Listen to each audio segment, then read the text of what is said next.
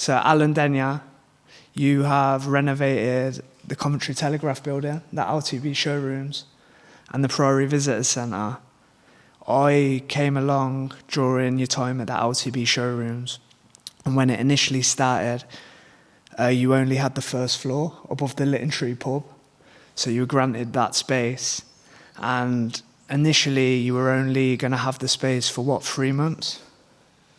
We weren't really sure, but yeah, it was like a short-term opportunity. Certainly wasn't going to be more than 6 months from what the council was saying back then.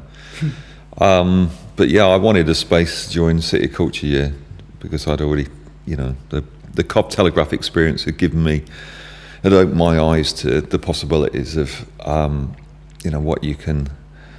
what people in Coventry are doing or capable of doing if they've got a cool space they can get into and perform or display or just walk around and be inspired by. And I thought, I kind of thought City of Culture would be a catalyst for all sorts of things, but you can never do enough to include everyone. And I thought, if I can get hold of a space, it'll give City of Culture something extra. And even if we're not actually able to engage in a formal way with City of Culture, I didn't really care about that because I knew, it was Craig, who's my co-trustee with this. He sort of said, "Yeah, build it and they will come." That's our motto. If we create a cool enough space, then people just kind of they'll find it. They find it and they suggest things to do. We don't actually program stuff ourselves that often. I do rely on people finding us and making suggestions, but that's all part of it. It's kind of like a partnership. That's the approach that I try and bring to this. It's I provide the framework, if you like, but it's for other people to come in and provide the content, and use the space. And I get off on just seeing cool, exciting things going on in the various venues that I've been involved in. So that's my payoff. So yeah, but the Cov Telegraph thing was, I don't know, it was just a bit of luck, really. I heard myself. I went to some event in Leicester with a mate, like a little band, but they also had this kind of art exhibition going on, but it was very DIY. And the people that were there there's probably 25 people or something, but they were all interesting people with interesting things to say. And there was a little bar in the corner, but you kind of didn't really know what you're supposed to pay for things, but I don't know, it all worked. And I just heard myself say, why doesn't Cov have stuff like this going on? And what can I wonder what I could do to make things like this happening in Coventry. And I just said it without even thinking about it. And like about a week later, I got this email off Ian Harrabin, who's a local developer in Coventry, who I knew before, because we've got a shared love of Coventry history and stuff. And he says, we've just bought this derelict ex-print works, the Cov Telegraph building. Cost us £2.5 million, but we haven't got the time or the money to turn it into the hotel that we've got the vision for at least 12 months. Do you want to come down and have a look? He basically said, do you want it for a year? And I thought, okay, that's interesting. He says, loads of arts people in the city. You could turn it into something interesting. And so I went down, had a look, and I thought, okay, this has got possibilities. I'd never run a venue before, but I just thought I'd give it a go. And we just started like we do here, trying to open the door to people saying, look, if you want to put a show on, if you want to, set up and do a little theatre gig, or if you want to put some art on the wall or show a film, as long as it's interesting, then I'll gift the space for free. Yeah. So it kind of went from there. And I was really blown away by, the Telegraph itself had a lot of history. Lots of people worked there, lots of people remembered buying newspapers when the newspapers were a thing. And the building itself was really interesting, but I couldn't believe the number of people who were engaging on Facebook, on Instagram, just with stories and memories, and then coming along and actually wanting to explore the building. And it was kind of getting people in through the door who would then react to the art and the displays that we had, but they weren't there just to see the art. It was I like that combination of an interesting building that's just, I don't know, bringing in new audiences to see interesting stuff, local stuff that's going on. But you know, there's no formula for it. I just see what. It's kind of just like presenting it itself as you've gone along with it. Yeah. And for me personally, I get to meet loads of interesting people and have conversations that I wouldn't have, and I see those conversations going on between other people who wouldn't have come together if it wasn't for the space, and that, you know, that's quite rewarding. I don't think like it's ever existed, that kind of thing, before, like especially in my lifetime. Like I've never known anywhere that runs on like a donation basis where you allow people just to like hang out in the space like during the week. Like you allow people to put on all these events for free, like work on projects. It's like on a donation basis for free, just like making it happen, making sure like the art keeps happening, really. Yeah, it's really important to me to lower the barriers, lower the things that stop interesting stuff happening, and number one on all of that is the cost element. There's just so many things that we program that would not have happened if there was even, I don't know, a 20 quid higher charge, because it's just something that would stop people giving something a go. And I want to encourage, if somebody's got an idea, something that they've thought, well, that might work, but they've just not felt, bold enough to give it a go, to take that risk, if you like. Removing the cost element is quite often, the motivation for people to walk through the door and just sort of pitch an idea or drop me an email or send a message or something like that. But it's also, I kind of realised quite quickly at LTB, you've got to have some basic facilities, which is why we went out and begged and borrowed and managed to find a little bit of cash to buy bits and pieces of PA. I didn't have a clue about PAs or mixing desks or anything like that, and but it was like, I was trying to encourage bands to come in and use the space, or performers to come in, and the cost of hiring in a PA or the hassle of bringing kit in was just putting off people. It cost like 250 quid to hire a PA and somebody to do the sound on the night, and there's just no way that things would have happened, or the kind of things that I'm interested in. And so we got some kit together and started putting out the fact that we've got a setup, come and give it a try. And lots of interesting things happen through that.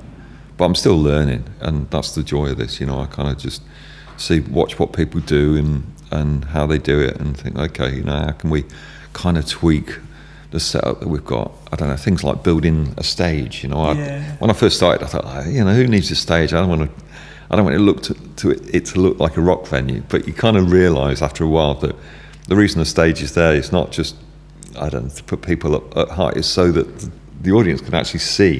If you're 10 rows back or in the middle, you actually can't see what's going on if there's more than 20 people in the room. So I thought I'm certainly not going to go out and buy stage sections. I'll build something. So that's one of my skill sets. I used to be a bit of a carpenter because my dad was a carpenter, so I enjoy doing stuff like that. But it's just, I don't know, lighting and when you look around this new PVC space that we've got, it's got like 25 8x4 boards that you look at it and you think, that's easy enough, but just devising a way to hang them without having to drill into it, because I don't want to, we're not allowed to be drilling into the walls here, and I wouldn't want to anyway, because the architecture is great. It's just sort of devising ways to give. Just making it happen and get around. Yeah. Have you got any highlights from LTB? Blimey. I mean, we were there 3.5 years in the end, because we kept getting extensions to the deadline, which was great, but I don't know, it's 3.5 years. We must have put on something like 300 events in that time.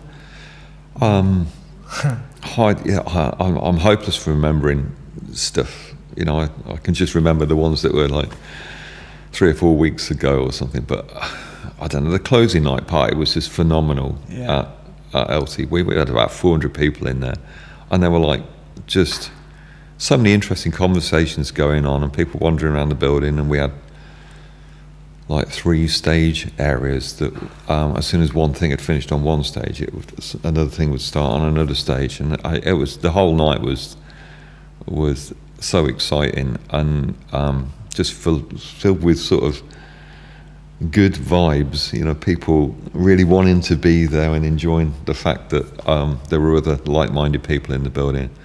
But yeah, I don't know, we've had classical music on.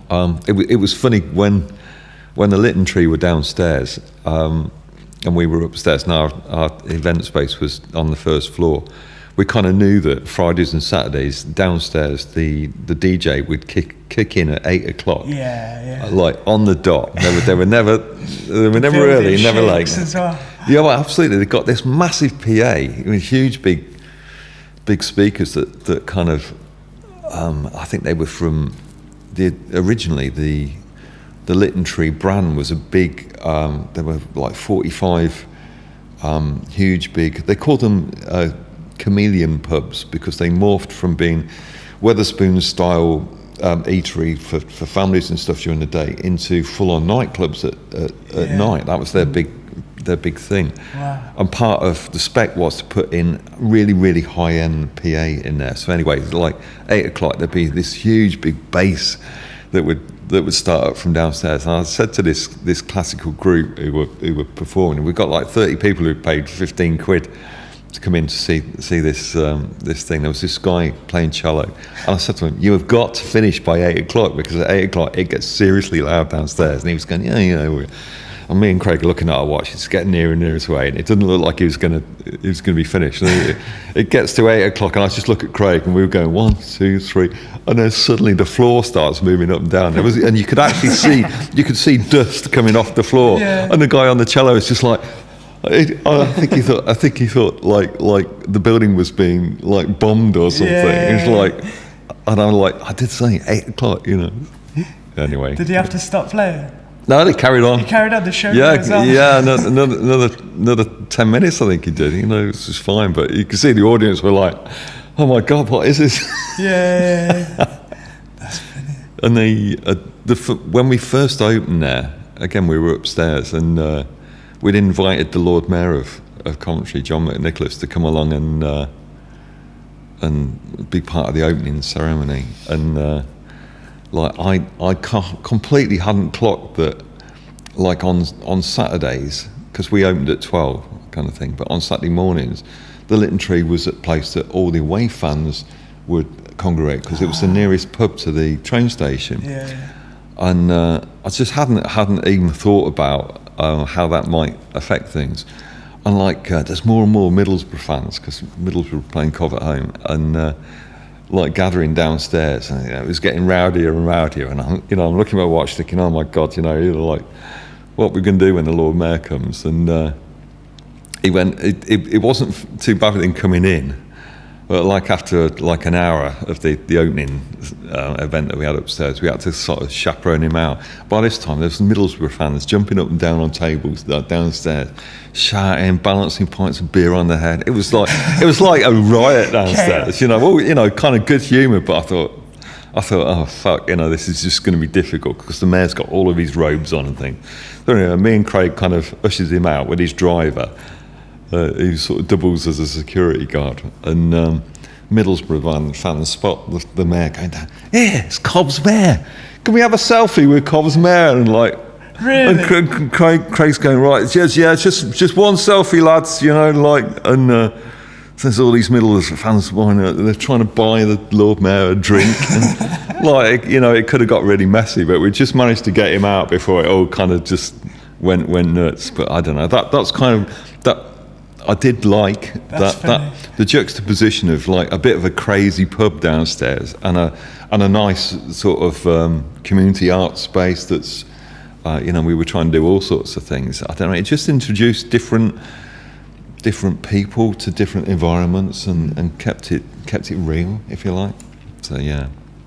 Yeah, I feel like that was the big thing from upstairs. When people first started finding the first floor, like no one even knew it was there. Yeah, they'd open that door and like... It's like Alice in Wonderland, like into the wardrobe. Yeah. Yeah. How does it like compare from like the music scene in Coventry now to like when you were growing up? That's a good question. I mean, Coventry of the early 80s was a very different place. I don't know, it felt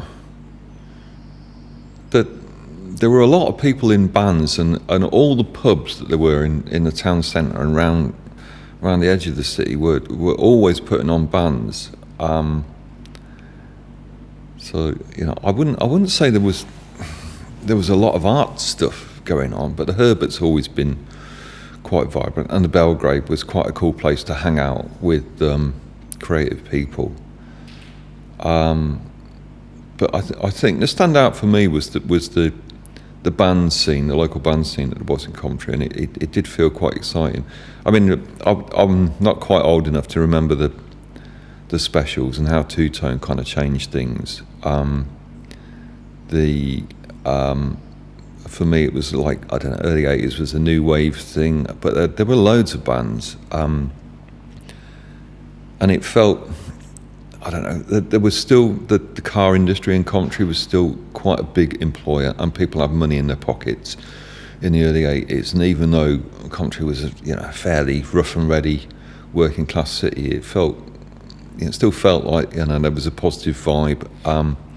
But then when within a couple of years, that all just sort of seemed to disappear. People kind of, for me, it was like people had given up on Coventry Town Centre because lots of reasons for it. One of which, there wasn't a lot of money around because the car industry just sort of fell away. But people just seemed to start going to their local estate pubs, as I call them, like the big places like the Open Arms or the Holyhead or Whitbread and M&B, who were the big pub owners back then, just started spending money on doing up their old man pubs and making them a bit more family friendly or young people friendly, and the vibe changed. And I think people just stopped going into Coventry Town Centre. They were going to their local pubs a lot more. And for me, that's when, I don't know, it just started to feel less interesting trying to do things in Coventry. There wasn't the vibe anymore. But hey, it was a different time. And I think, with the internet, young people are a lot more clued up about what's gone before, if you like. You can become an expert really quickly on music. If you're into something, you just Google it. You can see things. Whereas back then, it was so difficult. A mate might say, "Oh, I'm really in. Have you heard this?" And you'd have to go around their house and listen to the track on a cassette or on vinyl. It was just so much harder. I mean, okay, there were music magazines, but you just couldn't really get a sense of what was going on so easily. So nowadays, it's a lot more. I don't know what's the word. Ubiquitous is the word. It's like readily available as well. I always imagine like a person that's heard a song that's like caught them in like the perfect moment, riding on a bus or like walking in somewhere and they hear a song, but then they've got like no means of finding it ever again. Yeah. And it's like, could take like years before you find out what the song is, and it meant so much to them. And it's why I love watching young people. I sound like a real oldie here. I love watching young people making music because they probably don't realise the influences, but I'm picking up on lots of things that, like, oh God, that bit of that song just sounds like blah, blah, blah. And I don't know, I love that rich melting pot of music that contributes to what comes across. And, that for me is the joy picking up, soaking up the influences, the things that you hear and see in a city. They all affect you in a certain way, and it kind of enriches your outlook and your life and your personal output. It's all part of what. And I like, I think cities, the best cities in the world, have a real identity, and that's shaped by the people in it, but it also affects the people in it, and you sort of pick up on that. And I was a big fan of city culture because I knew that it would make things happen. It didn't kind of work out the way that a lot of people were hoping, but it's kind of I like that it gave the city a focus on the stage, and I think one of the reasons I do what I do is to try and get more people out interacting, but also bring in people from Birmingham, from all the cities that are around Coventry, get them to come in and also be part of what's going on. So for me, I personally think that there needs to be another 10 places in the city centre like LTB, but it's going back to what you were saying earlier about the free element of it, the not-for-profit element. It's quite a difficult thing to do. To find a space that has like minimal overheads and is good enough to actually be interesting for people to come into. That's quite a tough ask because there aren't the building owners that are that are happy to do that. It's a tough world that we live in, and you've got to make things pay. But I'm kind of good at waving my magic wand and creating something from nothing. So that's sort of the background I've had in, building maintenance and property development and stuff. It's like, we had to spend like, what was it, like probably 12, 13 grand fixing up the Lytton Tree to make it usable and safe for people to come into. That's all self-funded? That came from me initially, but the activity that we had, particularly after the Lytton Tree left and we started running our own events with our own bar, that was actually making quite a lot of generating quite a lot of revenue. So the charities paid me back that initial 12 grand that I put into it. Yeah. Which has made my wife happy because she had absolutely no idea that I was spending our money on in that dusty building. Yeah, like fixing all the problems with the roof with a crap old Lytton Tree. So what motivates you to do it? I get bored easily, Ryan. Yeah. And I hate doing the same thing all the time. So I don't know. It's funny that the Cov Telegraph thing wasn't something that I really wanted to do. It wasn't like I was sitting down thinking, shit, I really want to run a venue, or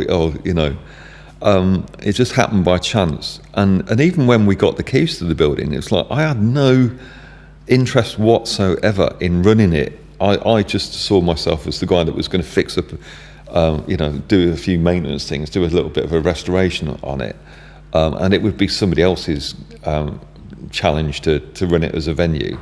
Because Ian Harrowin originally was going to find volunteers to do that, but that never happened. And me and Craig I said to Craig, we put a lot of time into clearing out all the shit here and making it look like something. Why don't we just open it and we'll just advertise that we're going to open on a Saturday afternoon and see what happens. And he went, yeah, okay.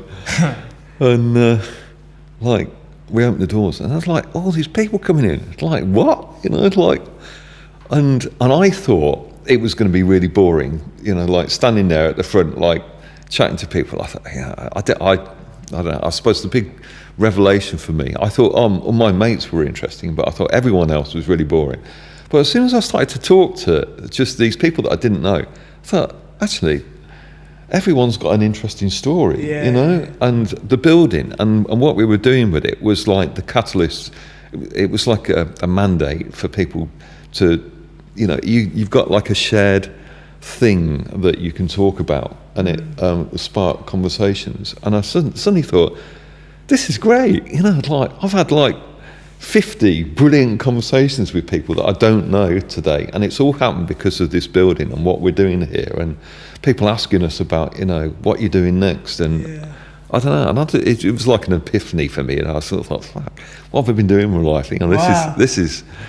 this is cool. I mean, it's hard work, you know, like sometimes my head was spinning at the end of the day because there were so many people pitching ideas or, you know, like telling stories or just, you know, asking about stuff and telling me what I should be doing. You know, like, this is what does my head in. And people walking and say, "What you should be doing is this." Like, okay, well, no, don't tell me what I should be doing. Why don't you do it? You know, come in and be part of the volunteer crew or whatever. But it was like, I don't know, it was hard work. But I wouldn't want to do it all the time as a job because I get bored of the same thing. But I love being able to just pop in when I've got a bit of spare time in between my day job, which is fitting. I would sell sash windows for people, but I only do that like half the month, and the other half I kind of try and donate to running the charity, and which wasn't a charity when we first set it up, but we just kind of like, we thought, you know, we'll just get some like-minded volunteers in and see what we can do with no money. And but the partnership thing is really important because it's sort of like, I set up the space and I say to people, look, it's a freebie resource. If you come in and do something interesting, then that kind of creates something that then more people will want to come and look at. And so I call it a content partnership, but it, you know, that sounds a bit Ponzi, but it's like, that's, for me, that's kind of how it works. It's I try not to charge people for interesting. If they've got an interesting use and they're prepared to put their time and effort into making that happen, I'll try not to charge for it, because generally speaking, we can cover overheads on the bar if there's an evening event part of that. But you know, if people want to use the space while we're open anyway, and we've got volunteers here, you know, looking after the space, then that works for me as well. But out of hours, also, it's relatively easy. Just to give people the access codes for the building and let them come in and do their thing, as long as it's not generating any hassle for me, then again, you know, they're the kind of uses that I can. But really what we're here for, I don't like what I call closed door use. I like things that the general public can get to see or get to be involved in.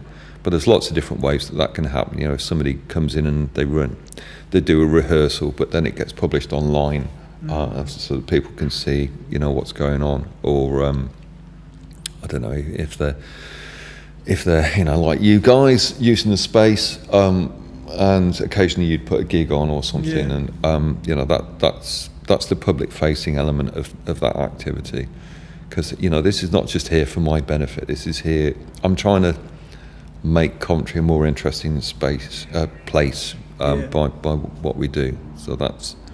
You definitely do that. From what I saw in LTB, it was like you had artists, visual artists, videographers, musicians, like pretty much anything you could think of. There's people doing it. Like the out of hours stuff was always cool as well, because the building was so big. You'd always have, like, we'd be making music in the back room, and then there'd be someone setting up a show here, and then in the other back rooms there's someone setting up new installations, and then someone shooting like a music video, and then someone's like getting a photography thing done. Some people are just chilling in there. It's like you don't get anywhere like that. I've never experienced anything like that either. Like the second time I met you, you gave me the code to use the building after hours, and that's just mad.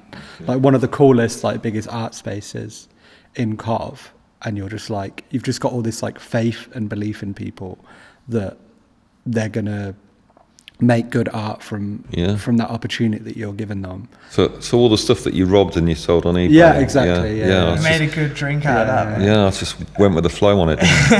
Just joking. Yeah. No, I mean, you know, it's a trust thing, and you know, and trust works lots of different ways. I mean, the city council had to trust me to deliver on that, you know, because they were basically gifted me that space after Litten Tree went. Trust that we would look after it and we would do interesting things, and but yeah, you know, I kind of, and you're right. There's a lot of people that walk in and think, what, you know, it's free. You know, what's the what I'm looking for? The catch. What's the catch? Yeah. Well, there isn't one, but you've got to deliver something. You know, exactly. I don't. It's not. I'm not just giving you the space so that you can, muck about or I don't know. I suppose you can, but it's trusting people to. But you kind of see when you give people responsibility, there's like something that switches on in their head, and they think, well, okay, well, I've got this space and I can do what I want with it, and it just seems to inspire people to, that trust element, and it puts them in a different headspace, if you like, and I remember that when I was young, just the few times that you get given those opportunities, just, get trusted by people, you think, oh, okay, right, what can I do with it that's actually going to, I don't know, I suppose, pay back that favour, but, it's more of a personal thing. It's like it suddenly gives people an opportunity and makes them think about possibilities. I use that word a lot. It's all about unlocking possibilities and seeing what you can do. But a lot of, I don't know, we've had, one in particular I'm thinking of, like we had a Chinese family who came down. They spent about an hour and a half in the Lytton tree space downstairs and looking at stuff, and they kept talking between themselves. And I was thinking, well, I'm not quite sure what's going on here. There was a young guy who was obviously, well, I found out later, he was from the Cov Uni, but he got his parents and his brother there as well. And they came over really hesitantly and they said, who is in charge here? Right, me. What is this? What is this place? And I went, well, it's a community art space. Yeah, but are you Coventry Council? I said, no. I said, so you have the lease? I said, yeah. I was like, how you make money? Right. well, we don't really. Well, why do you do this? And I'd like, well, because it's good fun and interesting things happen. But you're not making money. I said, no. It's like, it's this really terrible Chinese accent. Yeah. I'm sorry, I don't sound anyway. But they just did not. He basically said, this is the head of the family, the father. He just basically said, in China, this would not happen. Nobody would do something for like voluntary or for no money. It don't happen in England either. I don't know anywhere. Well, I don't know. It's a real Coventry thing, I think. I think that's sort of how the scene has developed, well, the music scene anyway, has developed here over the past 2 years. It's just a bunch of people that believe in each other and that are working in tandem and providing opportunities for each other. And then that sparks and everyone comes up together. I think that's a really important part of what's happened. I think LTB's been so important for that. With art and money as well, it's always like a grey area of like, does it compromise it? And it's like, what is anything's true value? Like for me, like just the act of creation is way more valuable than anything. And I think like to facilitate that and like give people a space to express freely and create freely is like incomprehensible how its true value actually is. Like that's the value is like the people being able to act and like connect with people who are interested and like, oh, this guy in here shoots videos, oh, let's do a video together. Oh, you make a song, you make songs, oh sweet, let's make a song together. And it's like just having the facilities to do that is so important, because most people, like especially in the creative world, it's like probably a very small percentage of people who manage to like just pay rent, honestly.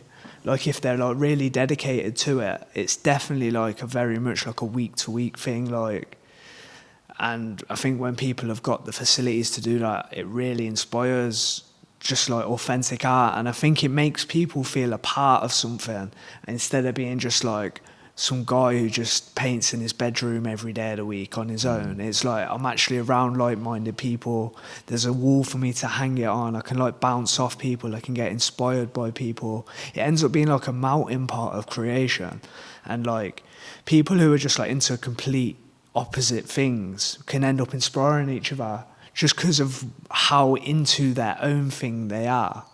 And like when there's a group of people doing that, you get like a collective consciousness, and it just like it's just like a beautiful thing, really. And it's just like something that without the space, it's impossible. It's just non-existent. You'd have like a bunch of individuals as opposed to like a collective. I think it's about connection and belonging, and the feeling part of something bigger than just yourself or your immediate friends and family is I don't know. It's something that it's part of the human spirit. We've kind of like grown what you can achieve collectively and just the support. But I don't know, even when you're not even communicating with it, just to feel like you could be part of something bigger is important to a lot of people. I kind of used to dismiss the online element of what we were doing, and I was, during lockdown when there were lots of people going, oh yeah, we'll put our stuff online. I was just thinking, it's a cop-out because physical space is where it's at. But I've kind of like learned that there is a big value to committing a bit of time to sharing what's gone on in the physical space, or even what's gone on in your head as you're sort of planning what to do next, because people enjoy seeing that and feeling that they're part of a bigger community, even if they're not interacting directly with it. It always astonishes me when I'm walking around and I'm just doing the normal stuff that you do in life. You come across people and they go, oh yeah, I saw that post about the pagoda that you're looking to put into the garden at PVC, and I think, well, I don't know who the hell you are, but you didn't comment or like the post, but you still looked at it, engaged with it, and because I don't know why I'm astonished by this, but social media doesn't really tell you about the interactions because I suppose it doesn't always know how many people have looked at something. But I don't know. I looked at the reach figures on one of our Facebook groups for the last 3 months. It was like 150,000 impressions. Like people have looked at the page. And I asked, there was a social media guy that I was talking to, and he goes, yeah, that's like 150,000 unique people have seen that. I don't know, it's mind blowing really, because only 300,000 people live in Coventry, and it's like, well, almost half the people in Coventry have seen something from LTB over the last 3 months. Like, really? I don't know, I suppose what I'm saying is you forget the impact that you are actually making when you're in it. Yeah, and you've got to be in it to win it. Definitely. Yeah, so I think it's turned into a bridge. I used to be like dismissive of like socials and stuff as well. I've got like a hate-love relationship with it, because like I can find myself, like I'll be on it too much, being too much of a consumer. But like the like positive thing of it is like you learn so much cool stuff off the internet, like that you wouldn't know existed. And like before the internet, you would have had to like go around just like finding stuff. And if you live somewhere that's like not necessarily connected to like a big city or around people that are doing stuff that you like, you might not have ever been able to find like people that are into what you're into. And that's definitely a blessing of it. Yeah, you find loads of cool stuff. It makes it really easy to promote your own stuff as well. I think that's a big thing, is like you hear about so many more gigs, but there's obviously a downside to that, in that people are interacting organically probably a little bit less than they usually would, and interacting, like the counter to what you were saying, is as individuals we're interacting with like 50 times more people than we ever naturally would 20 years ago, and is that a positive thing? I don't know. Yeah, it's a funny dynamic, isn't it? That I don't know. Really, it's a relatively. I can't. Yeah, because I don't know. You're exposed to so much more, but you really have to keep a personal discipline to not follow. I don't know, useless strands of things, exactly. and everything is so fragmented now that. I don't know. This is a big frustration I have with Coventry, and it's kind of been always the case, but it almost seems more to be the case since we've got social media. That people are always saying to me, "If I'd known about that, I would have come along." And you think, "What? Come on, I do all this promotion, but the nature of social media is, and the algorithms mean that, your target audience doesn't always get to see what it, and I'd love commentary to have a really well-known what's on guide, so that people, so that there's one place that you could go to find out what's coming up next week. And we've just never had that in commentary, and it was one of the things I really, really hoped City of Culture would deliver, and I banged on about this, and it was supposed to be part of the deliverable, but it just never happened. But it's one of those things that sounds easy, but actually when you look at it, it does need quite a lot of time and energy to go out there and effectively scrape all of the different disparate places that are doing things or telling audiences about what's going on, to actually compile that into one one like online. I guess people could upload it themselves though. Like if you had a page, you could like submit it. And if you make it easy.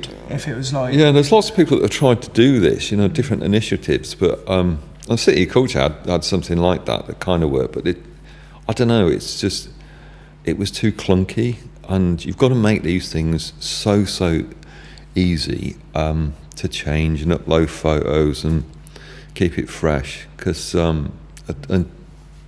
promoters just won't bother with it, And one of my frustrations with the City of Culture Amplify Your Event system that they had, which was sort of like the front end for their What's On thing, was it would never give you any feedback whatsoever on who had seen that. And for me to be bothered to do that, I've got to know that, I don't know, 2,500 people saw that that event listing that I put in there, because if only 5 people saw it, then why am I fucking bothering? It's you've got to give some basic stats, and I don't know. There was just little frustrations like that, because you've got to think about people's motivation, and this is kind of what we do all the time here, I think.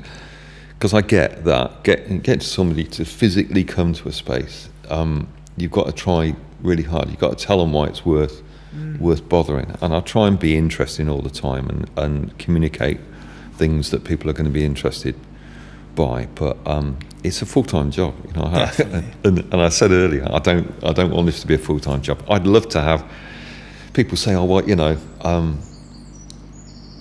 why don't you go and get funding?" We don't really need funding for a lot here, because I kind of like the discipline of having no money, and I like the partnership approach to sort of say, well, look, it's not down to us to be. I don't want to be commissioning artists to do that, or that to be known for what we do. It's a partnership. We give cool space, and you bring the thing in. Like staying away from the business side, kind of thing. But I mean, what I definitely would love to spend some money on, or have sort of 15 grand a year for, is a social media marketing person, somebody that kind of got what we were doing here, who had the skill sets to promote what we do, to communicate, what we are, but also tell people what the opportunity is here. I could write the brief for it, in like 10 minutes. It almost writes itself, because I do all this stuff at the moment, but I don't think I do it well enough. It's always something that frustrates me that we could do with a marketing person. Yeah. So if anyone out there Yeah. thinks they can do it. I think that's one of the. I hate writing funding. Well, I don't hate it, but There's got to be like some young people. writing funding bids is something that I think we'll be doing more of now that we're a charity, and hopefully in the next couple of weeks we'll get some good news about being able to have the lease here for the 3.5 years that the council are inviting tenders at the moment, and those. Being a charity and having a lease mean that you're eminently more able to get funding partners to pitch cash at you for good ideas or stuff. So I see that would be something that I'll be doing more of. But I'd love to get a full-time marketing person involved, and I get that. It's the sort of thing that you're asking people to commit some heavyweight input to you, you've got to be prepared to pay for that. And it would, that kind of thing would it's really... an investment, I suppose, though. Yeah, and I think, it's been a bit weird the last couple of months here because we've just sort of been test driving this building as a venue just to see what works and what doesn't work. Feeling our way on, because I wasn't really sure, if I'm honest, that this would actually fit what we've been trying to do, because it's so much smaller than the Literary. The access in terms of volunteers just being able to rock up and park in the rear car park. It was really convenient what we had before. This is a bit more challenging, but I really love the space, and it's what I'm trying to say is that we've got an exhibition on now, but I haven't really been pushing it as a destination venue in the way that we used to push LTB, because I'm kind of mindful there's a lot more things that I'd want to be doing to this building, and also with regards to the Undercroft, which is space just around the corner that's also part of the lease here. Before I start saying come and visit, because I want it to be something that not just arts people can get something from, but what me and Craig call the Cov Massive, which is all the people out there who don't think that arts and culture is for them for whatever reason. And I was one of those people, 15 years ago. I thought, that's just for middle class entitled white people. It's like I'm trying to make this as inclusive as I can and make it so that anyone can walk in the door and get something from it. But there's lots of different things that you put in the mix to do that. But I'm quite keen to tell the story of the history of this building and this part of Coventry, because we're sitting on a bit of the city that's been inhabited and built on for over 1,000 years. We're just a stone's throw from where the River Sherborne is. There's two massive churches that are just stone's throw in the other direction. So I love telling stories, particularly history stories, and there's so much that we can do in that respect, and that brings in a different audience to an arts building. People who just inquisitive, but it all helps create that connection, that feeling that you're connected to Coventry and the history of Coventry, and if you kind of understand that how Coventry has become the city that it is, and the manufacturing and the geographic location, and the how the church, because the church were a big part of the economy of the city back in the Middle Ages and even before that. I think there's an interesting story to be told there, but you've got to do it in a way that isn't sort of dreary and boring, and bring it to life in a way that people actually feel connected with that story. So there you go. That's one of my many challenges, trying to. I don't know. I don't know what the way to do it is. I love using projection, but one of the challenges of this space is that there's so much natural light that comes in. It's really hard to do projections during the day. I think just communication as well. I think I didn't know about that other place you were talking about. I didn't know. I like to think that I know a bit about Cov history, but I didn't know about there was 3 churches here. Yeah. I think everything's in communication, because if you tell people about that, that is interesting. It's like English history, like medieval history, but I'm from Coventry, and it's I didn't know that.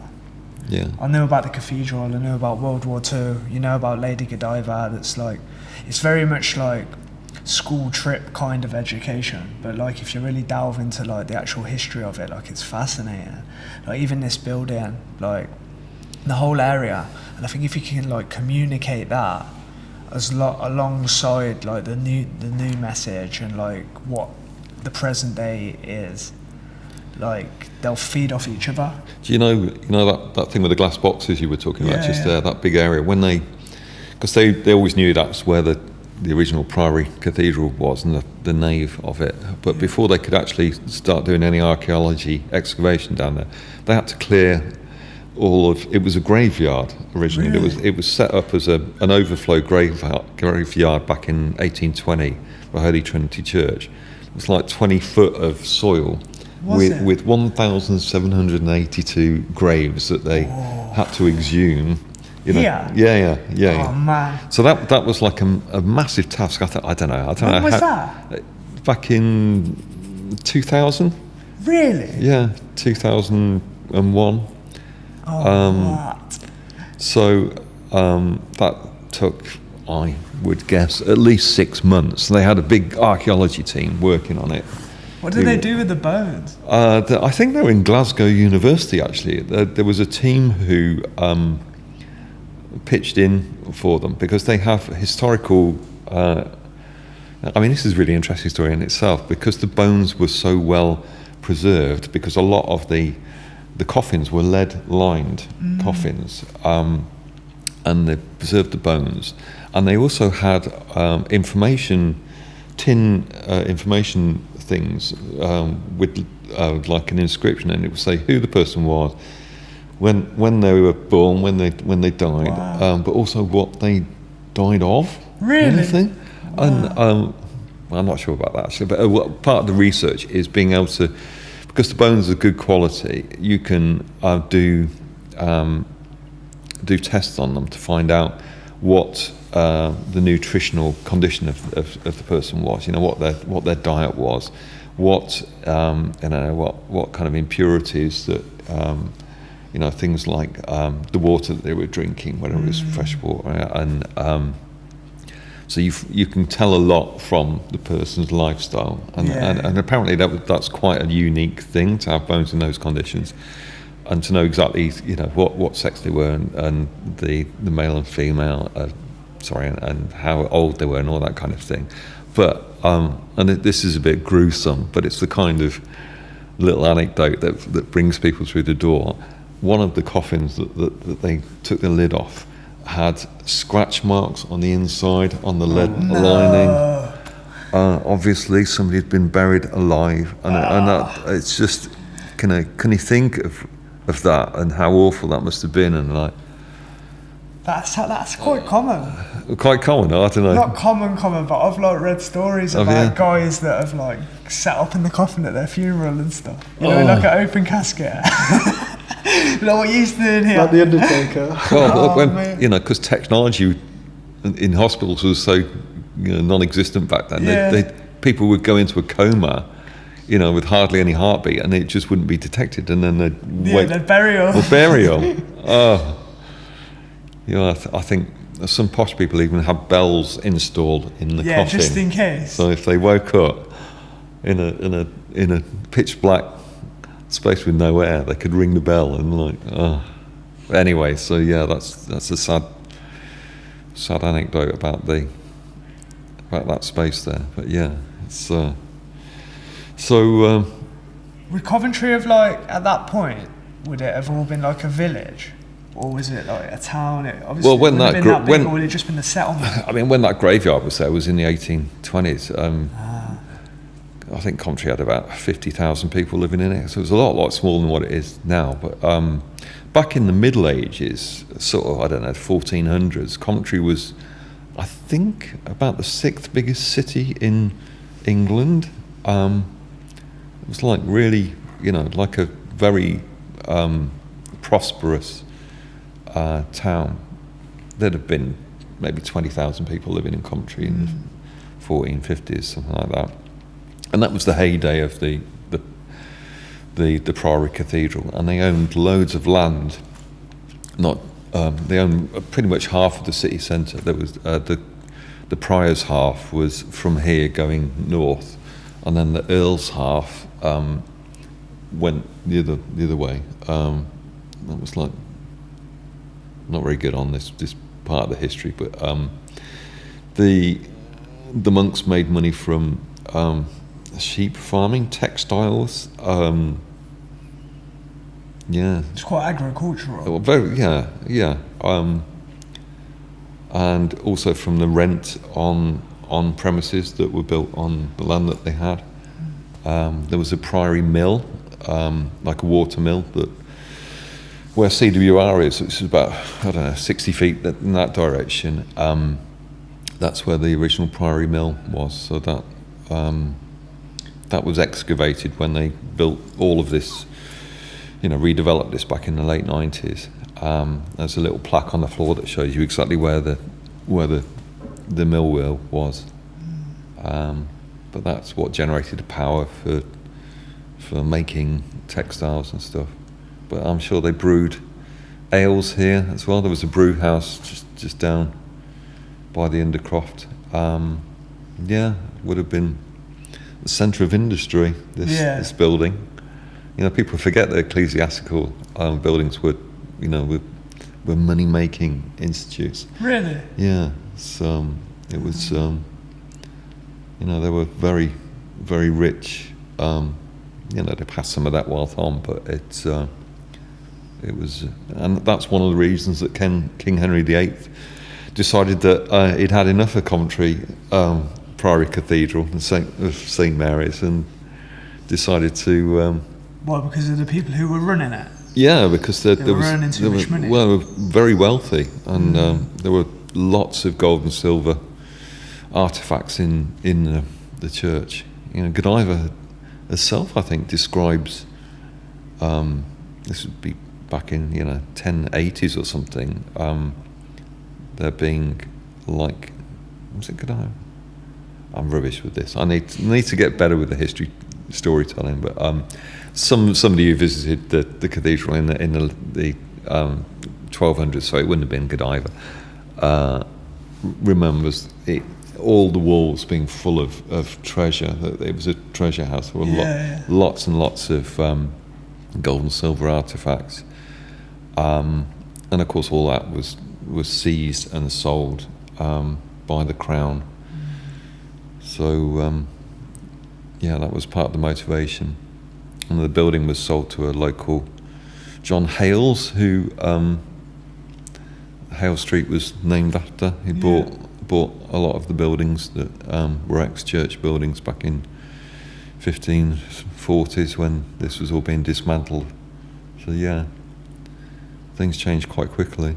A lot of England was built up on was it all like the Catholic Church during that time, and then it obviously got to a peak. I guess most of the society kind of revolved around it, because there's so many just around Coventry you've got Whitley Abbey, Coombe Abbey. There's many even smaller monasteries dotted about. A lot of people probably spent a lot more time dedicated to religions as such.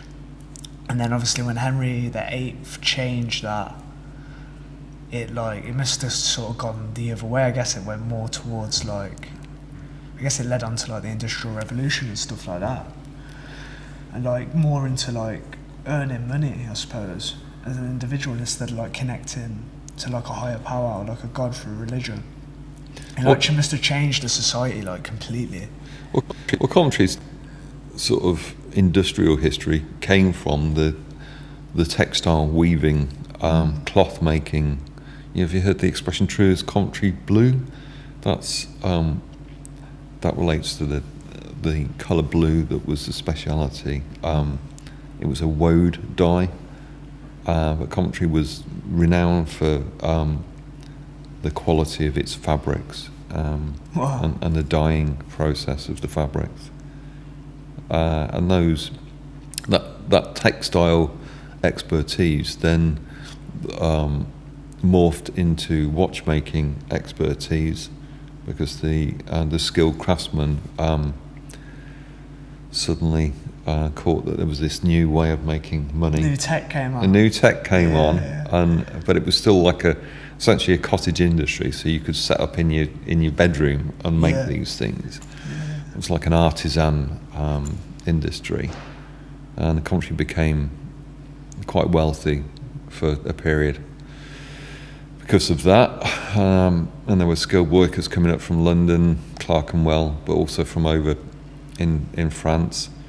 And then that watchmaking became the cycle making industry. Oh yeah. Those skills were transferred to the next big thing, which was making bikes, which is where the motorcycle and then the car industry came from in Coventry. So it all kind of is connected if you look back to what people were doing, because there was there was a river, and there were lots of pasture lands around Coventry, and that's how come the monks were first interested in setting up here, because you needed water to power the mills, and you needed pasture land to put animals out to graze on, and you needed to be reasonably connected to other towns and cities, and the central location of Coventry was ideal in that respect. So it's all the geopolitics of. That led on to like the World War II stuff as well. That's like the more recent history of like. Yeah, we wouldn't have got bombed unless we were making loads of. I think Coventry got bombed more than any other city in the entire war, and it's like because of the industry here. Like I'm guessing like the car and cycle works went into like, I don't know, whatever they're building at Rolls-Royce, they're building like jets, like engines, and like there's apparently loads of underground tunnels all underneath Rolls-Royce and Coombe Abbey. Really? Like, yeah, that like. I'd love to. I love tunnels and all the idea of I mean, tunnels. Churchill was in there and stuff, like during the war, like visiting and like learning about the new tech, like all for the planes, and then like they were bombing like the actual city, but they'd moved the industry slightly outside the city, like to Rolls Royces and places like that. Right. So, Ross is looking at his watch and getting bored now. All our history. we're bored of history. Talking. Yeah. We need to talk about I something can else. talk about history all day, to be fair. Yeah, talk about whatever we want. Yeah. I'm really the bar here. I just want to talk about the bar. It's like that was like the missing link for making the economics, the finances of something like this work. Yeah. And I became a landlord by accident when the Lytton Tree shipped out. After they closed the doors. Yeah. The license was up for grabs, but I had to go and do the personal license holders course. You had to go and do a course? Well, I did it online. I did it Yeah. online, but it has to be adjudicated, and basically this, I don't know. I think there's hundreds of companies that do this kind of thing. You do these tests. You read all the blurb, and then they test you with like mock tests, which are timed. And then, but for the real one, I had to set up like this sort of thing, a little, a phone with a camera, tripod. And the woman, she was sitting in a flat in Glasgow, I think, or something. Where she was like, she's going, right, you need to show me underneath the desk that you're working at, just to show me that there's no one hiding there who's going to be giving you answers, Wow. like letting you cheat, and you need to clear all of the desks. There's absolutely no chance of there being any notes, and you had to get more than 75% on this test. I managed like 85, so that's pretty good, and I was really pleased with myself. So I became a landlord, Nice. which it gives us loads more flexibility on being able to put on events whenever we want, and I kind of enjoy being the custodian of the space and sort of just making sure that it's running in a proper way. Because for me, the bar is part of the show, if you like, and we've used using bar staff, and when the Lytton Tree were doing it, they did an okay job, but it was clear that the staff weren't into the gigs that we did, and we've had, when we first started at the Lytton Tree downstairs, when we were doing it ourselves, I was like just hiring in stuff, and if they don't really get what it is, that I don't know, there's just something missing. It was a missed opportunity. So we now got I don't know if you've met Akil. Yeah. Akil is just brilliant because he's kind of, He fits well. It's one of our volunteers. He knows exactly why we do what we do, and he's part of making things happen here. And he just does. He's so passionate about making the bar a really cool thing. Having the right kind of drinks on offer, doing it in a nice way that looks good and the service is good. The coffee machine that we inherited as part of moving into here, I've spent some of the charity's money to refurb that, get some new kits just to make it work properly, and I've fitted a little wash basin, because you have to have a double bowl wash station next to it to meet the food hygiene requirements. But the coffee machine is his pride and joy, and it makes I'm rubbish at it, but he's had some proper barista training from the woman that runs the Warwick Row Espresso. Yeah. He was a friend of a friend. Do you remember John, who does the sound for Sight and Sound? He was doing Sure. he had that thing called the rib cage. Did you ever go in there? He set up like a little studio like this. Yeah. And he was interviewing people. I can't believe you didn't. I might have. I met so many people. Anyway, his other half, we found out only like a month ago, runs the Warwick Row Espresso. Akil reached out to her and said, "Oh, do you think you could come and sort of tell me how to do this? Because we just want to offer some coffee." So and he's really into it and he's brilliant at it. But I don't know, it's that kind of passion and enthusiasm that I think is just, it helps to have the bar being part of the show.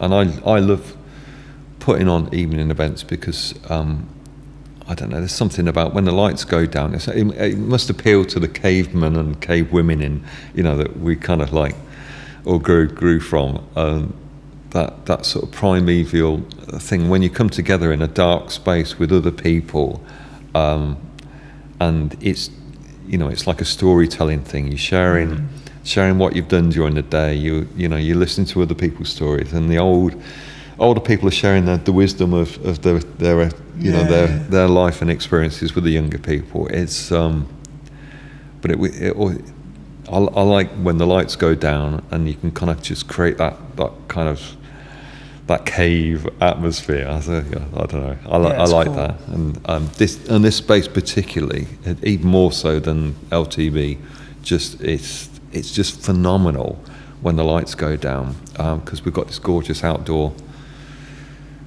garden space which is fully enclosed. We should take some videos and chop them in. Yeah, I'm really looking forward to you. Hopefully your knee isn't knackered and you don't pull out of the night, Ryan. But I'll have to do it sitting down. Really looking forward to that. Yeah. When is it? It's not this Friday, is it? The gig, next Friday. It's a week. Yeah. No, it's not tomorrow. I keep forgetting what day of the week it is. So, like with the football and going to this wedding yesterday, it's Friday tomorrow, isn't it? Yeah. Yeah, I'm excited to play in there, to be fair.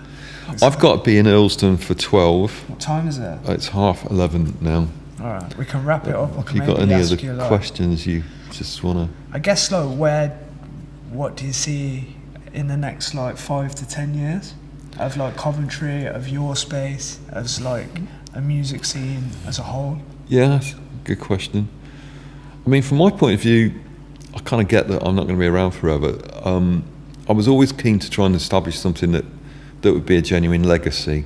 And whilst the council are just offering a 3.5-year lease here, they are keen, and I'm hoping to have this negotiation for there to be a mechanic whereby it can be an ongoing thing, subject to certain criteria being met, which might be, I don't know, the number of events that are put on, or the footfall, or I don't know. So I'm hoping that we can get an arrangement where we've got a 12-month rolling lease thereafter. Yeah. Because I'm really keen to not just be doing cool stuff here for the next couple of years, but for this to be, a long-term opportunity for Coventry. More generally, I love the number of young, and I'm really encouraged by the number of young people like your good selves who are interested in doing things in the city. I think with the student population in Coventry, I'm really keen, and we're doing lots of things at the moment to try and build bridges. Like make the students aware of, and the lecturers and the management team in the universities aware of the opportunities, the collaborative opportunities that there are, and they understand that there's value in getting the students out of the campus into the real world, because it helps them if they're putting down roots and feeling that they're connected and they belong to the space. There's more chance that they're going to get more from their course, but they're also potentially going to be looking for job opportunities in the city. So the training that they've received, actually, the Coventry benefits from that. So I'm keen on that. I'd like more people to be coming into Coventry city centre, because Coventry's got this thing This is why I'm actually a big fan of Coventry City Centre South, even though they're going to be knocking down the Lytton Tree building. But I've always thought that Coventry needs more people living in the city centre, because that's where your captive audiences come from for the independent bars, restaurants, the independent shops and things. You know, they want cool things happening on their doorstep. Coventry's always had this sort of weird geography thing that the ring road made even worse, where the communities, the neighbourhoods are cut off from the city centre, and it's just sort of stopped people being bothered to come into the city or even think that the city's for them, if you like. I want to see more developers coming in and putting in residential, good quality residential. And I don't mean student residential, because the student population is transient, and most of the students that come into Coventry won't actually end up living in. It's temporary as well. It's like term time. Yeah, and a lot of the higher end student accommodation is almost self-contained. That's why there's so many bloody delivery people. They've all got like gyms, like that's right. And I kind of get that. That's where the market was moving to. But we have to work hard to, and I say we collectively, and I'm talking on it's everybody that's involved in putting stuff on, to communicate the offer to all of the students here, because I'd love to be seeing Chinese students or wherever the students are coming from nowadays, come into events. I get bored to death seeing the same faces. Not like we ever have regular audiences here. I'm always kind of astonished by, every time we have an event here, it seems to be a different audience. That drives me nuts as well, because I'm thinking, where have the people gone that came to the last one? Why aren't they coming to everything that we put on? But it's I certainly don't ever want to be the kind of venue that puts on stuff that only white middle class entitled people come along to. That's not what we're about at all. But I'd love to see more students coming to what we do. The Fire and Dust poetry thing always seems to bring in a younger student audience, and I love what Sofa Sounds do as well. They bring in kind of a different. They've got a different kind of reach. Yeah, they've got an awesome event. He's pretty good at marketing, and the Sofa Sounds brand is a global brand, really. Yeah. But it all comes back to the marketing and communication. But there's also people who sort of don't think that arts and culture is for them, and there's a lot of. I was at a wedding yesterday, they're just sort of regular cop people who, they're kind of dimly aware of this, but they probably think that this isn't the sort of thing that they would want to come to that often. I don't know, I just want to break down the barriers, and, that people seem to, I don't know, stuff like the big events that are on at the Rico seems to be really popular. And I don't know. I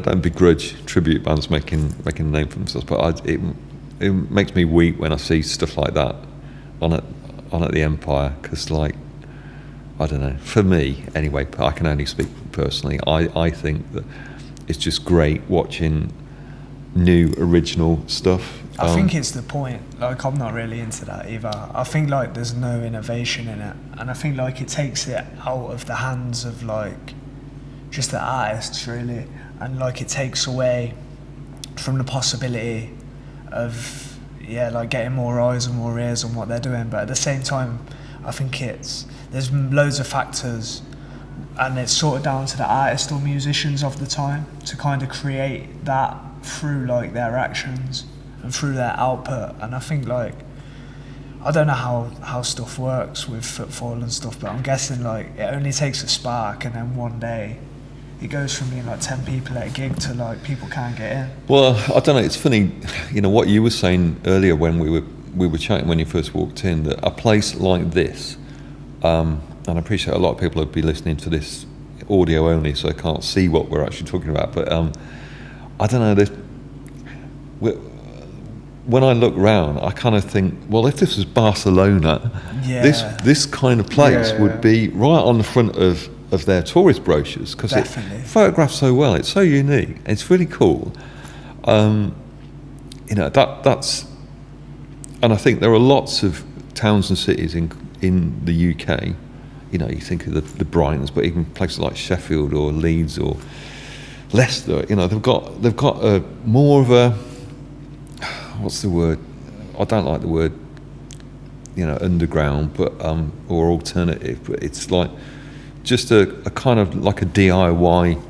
Yeah. It's like an art appreciation of like scene. not mainstream arts, and like people like interacting with going to like gigs and stuff like that. Yeah. Yeah.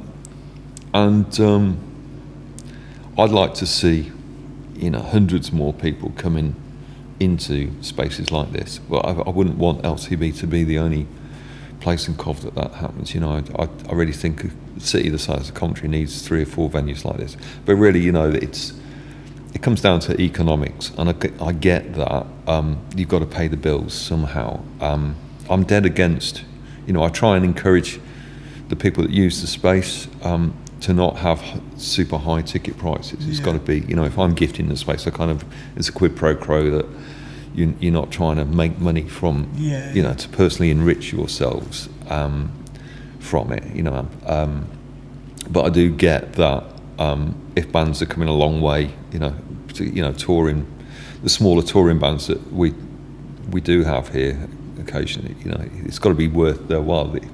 I don't want it to cost people money to be doing these things. So, but yeah, I kind of, you know, we're sort of, a lot of people say, oh, you know, you shouldn't be, you're exploiting people that, you know, you're getting them to put their art up for free, or you want them to perform for free. I said, well, look, you know, I'm not forcing anybody to do anything. It's like, this is a stepping stone. This is the first step kind of venue and opportunity. It's an opportunity to get your confidence, to build your artistic repertoire, if you like. You know, gain the skills of how to organise yourself, or organise events, organise others, and just become more confident in what you do. Try ideas out.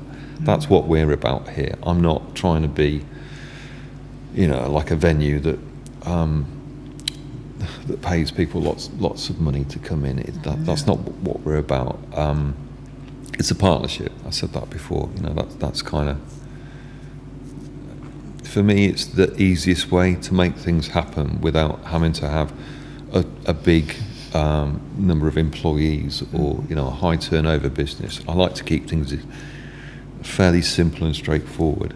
And my background in telecoms is partnership marketing, so it's kind of like this is where my experience of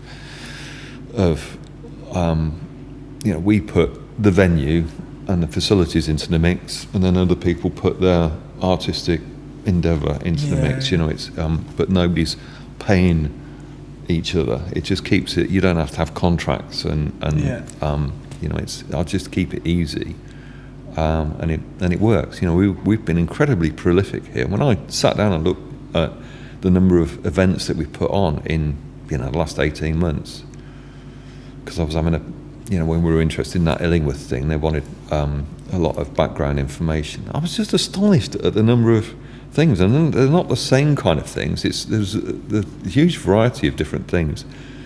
And I think really we were just scratching the surface of what could be possible. And it just sort of says to me that if you've got the right venue and you run it in the right way, really interesting things happen. You know, just, you know, keep it easy for people to deal with us, which is why I really try to respond in a timely and honest, candid way to people. You know, when they approach me and with an idea, or, you know, but people are like fixated on, but what's the higher charge? Look, there isn't a higher charge, but what you have to do is, you know, you have to self-promote. You have to bring your kit in, and you've got to, you know, bring some people through the door. Although, you know, that I'm not that hung up about it, but if it's a good quality event, but like, you know, it's a partnership approach, and I'm not interested in being the kind of venue that, say, I don't know, charges 250 quid for a night, and then we have to sit and listen to some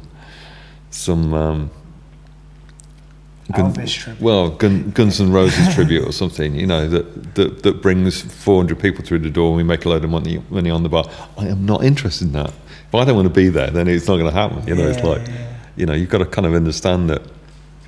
It's got to feel like authentic expression. Yeah. You know, I use the word interesting all the time. It's just, you know, there's lots of things that make something interesting. You know, it's quite often the story behind the people that are involved, but you need to tell me that story. Not, you know, we're lucky enough with this space, and hopefully that will continue if we can get the lease, to have like minimal overheads, and that gives you the creative freedom to do what you want. You know, we don't have to put anything on just to make money. And if that ever started happening, and it did very occasionally at the Litten Tree, you know, I see a bill come in for the electricity, and I think, fuck, how are we going to pay that? You know, like, you know, what can we get in that's going to make some money? And we put some DJ events on that, you know, they were good fun, but they weren't really pushing the boundary of, you know, they weren't interesting enough for me. It was a bit kind of stuff that could happen anywhere. It isn't really what I want here, you know, because that some of the, I'm not going to name them, but some of those DJ nights, you know, it was great, but that could have happened anywhere, yeah, because they generate money. You know, it's that's not what LTB was for. LTB was for trying to champion stuff that would struggle to happen anywhere else, you know, because they weren't sure the football that would come through the door, you know, that would generate the ticket sales, or you know, or the DJs wanted paying something, you know. It's like I don't know, it's every circumstance is different, but generally speaking, I'm trying to push the envelope a bit and give people opportunity who haven't had opportunity before. Yeah, you're like being there for the grassroots who are like been neglected and continue to get neglected, but like thankfully you do and this work. It's getting harder and harder for grassroots venues. Yeah. The closing, I think it's like one a week closing for the last 2 or 3 years. Yeah. And all, you know, all the interesting. That's kind of the kind of place that I would go if I wasn't here running LTB. It's like the Hare and Hounds in Kingsheath in Birmingham, or I don't know, various places in Digby. I used to live Centrala, and that was it was like just a little venue, probably half the size of this, but it's run by some Polish people who were just putting on. They had an art gallery upstairs. They've got a little event space downstairs. It was open occasionally during the day, and they'd just have a single pump. It was just a really cool place that you could hang out and chat to interesting people without it feeling, you know, weird. And I loved the vibe, and I just thought, you know, that's what I want to be able to do in Cov. I think since Centralis were still running, it's just I don't get out to go and see other things because I'm always here doing.